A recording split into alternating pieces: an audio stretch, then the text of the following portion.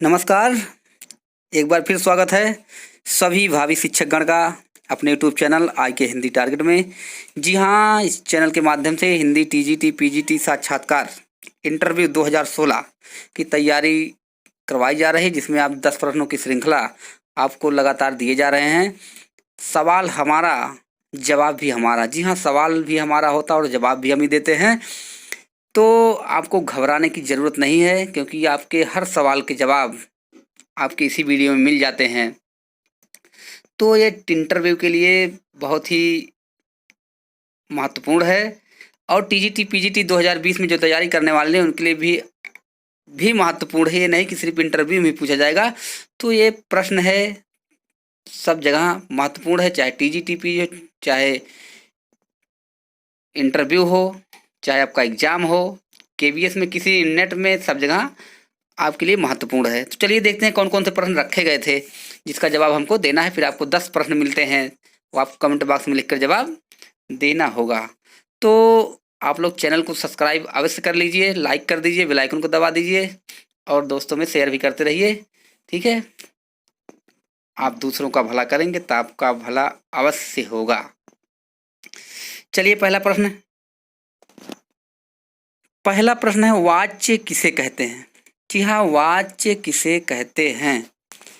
तो वाच्य क्रिया के रूपांतरण को, क्रिया वाच्य क्रिया का रूपांतरण है जिसके द्वारा यह पता चलता है या लगाया जाता है कि वाच्य में कर्ता, कर्म या भाव में से किसकी प्रधानता है। तीनों यानी कर्ता, कर्म या भाव में से किसकी प्रधानता होती है, उसी को वाच्य कहते हैं। वाच्य 3 प्रकार के होते हैं, आप लोग जानते हैं। वाच्य 3 प्रकार के होते हैं। पहला है कर्म वाच्य, फिर इसके बाद कर्तृवाच्य। पहला है कर्तृवाच्य, फिर इसके बाद आपका है कर्मवाच्य, फिर भाववाच्य है। ये 3 प्रकार के वाच्य होते हैं। तो कर्तृवाच्य में क्या होता है, क्रिया के उस रूपांतरण को कृतवाच्य कहते हैं जिससे कि वाक्य में कर्ता की प्रधानता का बोध हो, उसे कृतवाच्य कहते हैं। सकर्मक और अकर्मक से बनता है। जैसे राम ने दूध पिया, तो राम ने दूध पिया यानी कर्ता के द्वारा क्या किया गया है, दूध पिया गया है। तो किसमें राम क्या है, करता है, तो ये कृतवाच्य है। कर्मवाच्य क्या होता है, क्रिया के उस रूपांतरण को कर्मवाच्य कहते हैं जिससे वाक्य में कर्म की प्रधानता होता है। जिसमें जिसकी प्रधानता होगी वही वो होगा। जिसमें कर्म की प्रधानता कर्मवाच्य, भाव की प्रधानता भाववाच्य, कृत्य की प्रधानता कृत्यवाच्य। तो जिसे गीत गाया गया, लेख लिखा गया, पुस्तक पढ़ी गई इत्यादि, ये सब क्या है, कर्मवाच्य होते हैं। भाववाच्य, जिसमें भाव की प्रधानता हो, भाववाच्य कहते हैं। मुझसे, जैसे इसमें नकारात्मक शब्द ज़्यादा रहते हैं, जैसे मुझसे चला नहीं जाता, मुझसे रहा नहीं जाता, मुझसे खाया नहीं जाता, मुझसे पढ़ा नहीं जाता, मुझसे कहा नहीं जाता, ये सब इत्यादि आपके अच्छे आपका हो गया है। अब चलते हैं दूसरे प्रश्न की तरफ। दूसरा प्रश्न क्या है, रामचरितमानस का हृदय कांड कौन सा है? जी हाँ, रामचरितमानस का हृदय कांड कौन सा है? तो इसका हृदय कांड है अयोध्या कांड।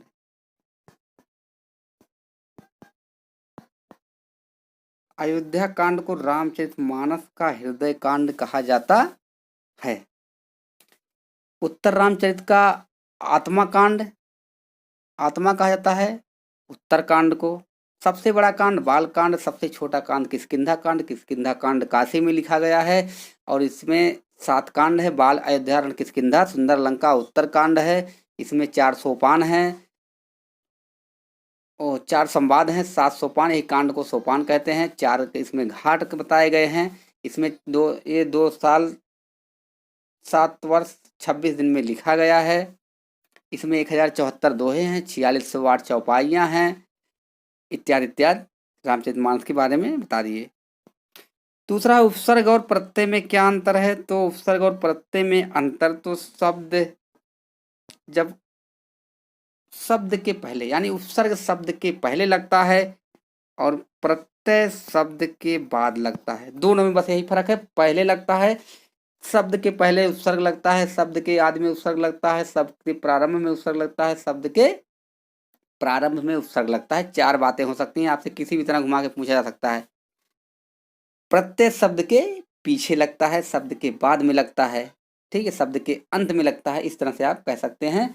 तो उपसर्ग अब जान लीजिए किसे कहते हैं। तो उपसर्ग हो गया, अंतर में हो गया, उप मतलब समीप होता है, सर्ग मतलब सृष्टि करना का अर्थ होता है कि जो शब्दांत शब्द के आदि में जुड़कर उनके अर्थ को विशेषता प्रकट कर दे, उपसर्ग कहलाता है। जैसे हार है, उसमें प्रा जोड़ देंगे उपसर्ग तो प्रहार हो जाएगा, सम जोड़ देंगे संहार हो जाएगा, बी जोड़ देंगे बिहार हो जाएगा।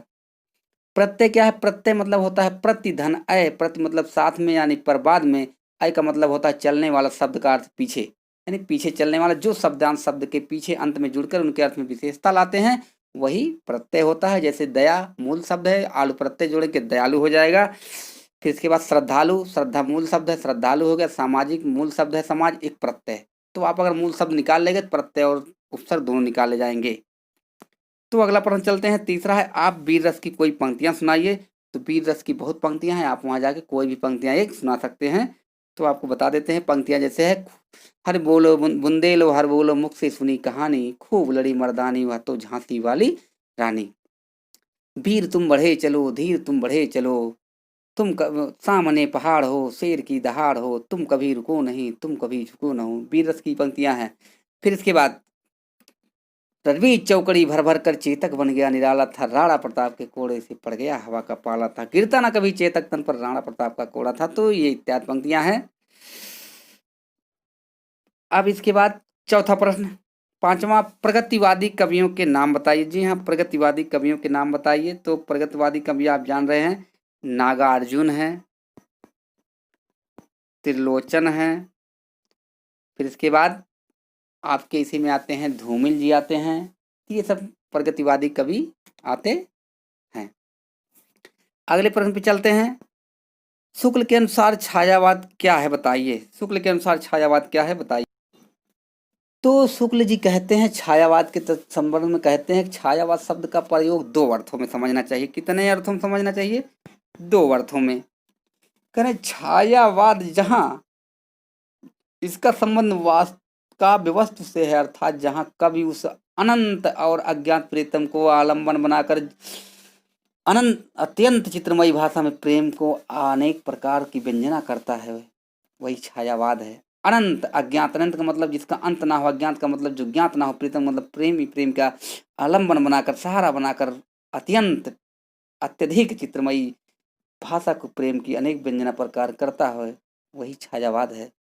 दूसरे शब्दों में कहते हैं कि छायावाद कोई दूसरा प्रयोग भाषा काव्य शैली की पद्धति विशेष व्यापक में अर्थ में होता है। ये इन्होंने कहा है छायावाद को मत्सर्या की संज्ञा भी दिया है। सातवां है तीसरे तार सप्तक के कवियों के नाम बताइए। तीसरे तार सप्तक के कवियों में देख लीजिए आपके कवि कौन कौन आते हैं। तो तीसरे में तीन नारायण है, कुंवर नारायण, शॉर्टकट में हम लिख दे रहे हैं, हम बोल रहे हैं। फिर इसके बाद विजय देव नारायण शाही, फिर इसके बाद प्रयाग नारायण, प्रयाग नारायण, फिर इसके बाद महिला आती हैं कीर्ति चौधरी, ये महिला हैं।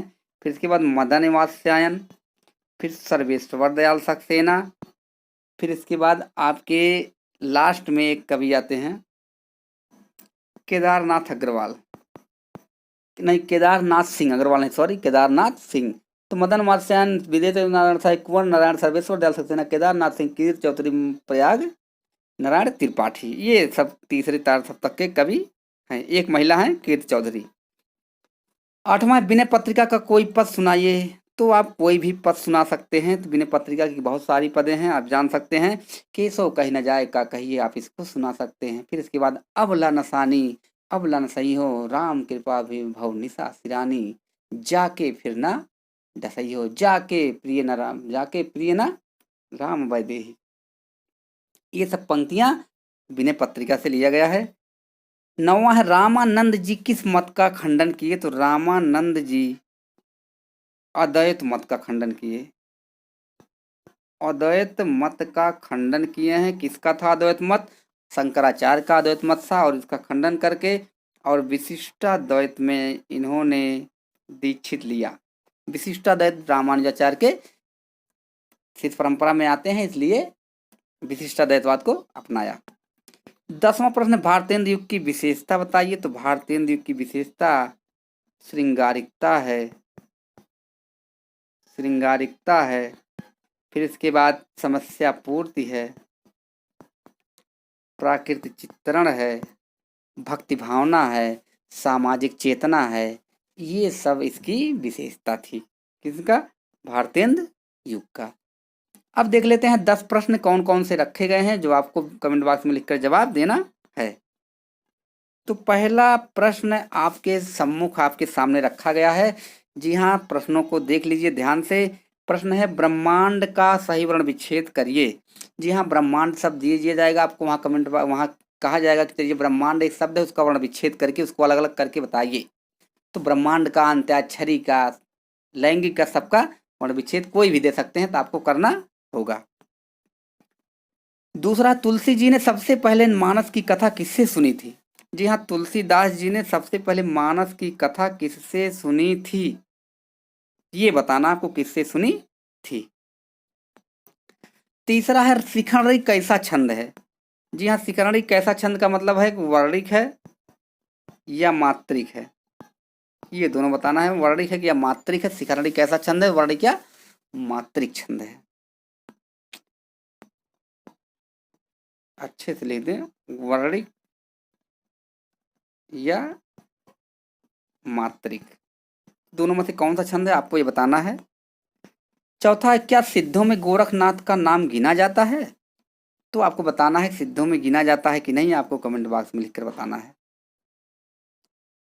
अगला प्रश्न, श्लेष में अभंग अलंकार का कोई उदाहरण बताइए। तो श्लेष अलंकार 2 प्रकार के होते हैं, अभंग लिखा गया है और सभंग। तो बताना है कि इनमें से अभंग अलंकार का आपको कोई एक उदाहरण सुनाना है, उसको पूरी तरह से बताना है कैसे अभंग कैसे सभंग है। छठवां, छंद में गण कितने होते हैं, बताइए। जी हाँ, गण कितने होते हैं आपको बताना है। सातवां है अवधूत किसे कहते हैं, ये भी आपको कमेंट बॉक्स में ही लिखकर बताना है, अवधूत किसे कहते हैं। आठवां, तुलसी जी की अंतिम रचना कौन सी है मानी जाती है, ये भी बताना है। तुलसीदास की अंतिम रचना कौन सी मानी जाती है आपको बताना है। तो कुछ लोग कमेंट बॉक्स में लिखे थे सर 62वां भाग नहीं मिल रहा है। तो आप लोग को बता दें कि अभी तो हम 62वां भाग बनाए ही नहीं थे, तो मिलेगा कहाँ से। तो 62वां भाग नहीं मिलेगा, जब तक 61 भाग ही बना था, तो 61 भाग के बाद 62वां कहाँ आप खोज सकते हैं। तो ये तो असंयुक्त एक हिसाब से हो जाएगा कि सर 105वां भाग नहीं मिल रहा है, सर 115 भाग नहीं मिल रहा है। तो जब बंधन बनेगा तभी तो मिलेगा। तो जितने भाग हम बना चुके हैं 62वां बन रहा है। अब आप पूछ सकते हैं सर जी 31वां नहीं मिल रहा है, 28वां नहीं मिल रहा है, चौथा नहीं मिल रहा, तब हम उसके लिए जिम्मेदार हैं। अब आप पहले कहते 62 बनाए, आपने कहा 17वां भाग नहीं मिल रहा है, तो ये एक हाथ से पद हो जाएगा। तो अभी 62वां बन रहा है, तो एक अगले दिन 62, 63, 64 इस तरह से बनता रहेगा। 9वां प्रश्न, ब्रह्मा का पर्यायवाची शब्द बताइए। तो ब्रह्मा का पर्यायवाची शब्द आपको बताना है। और 10वां प्रश्न आज का अंतिम है, ईस्वी और संवत में कितने वर्ष का अंतर होता है। ईस्वी और संवत में कितने वर्ष का अंतर होता है, सभी जवाब कमेंट बॉक्स में लिखकर आप दीजिए। और इसी तरह से वीडियो को देखते रहिए, सब्सक्राइब और लाइक करते रहिए। आज के लिए इतना ही, नमस्कार।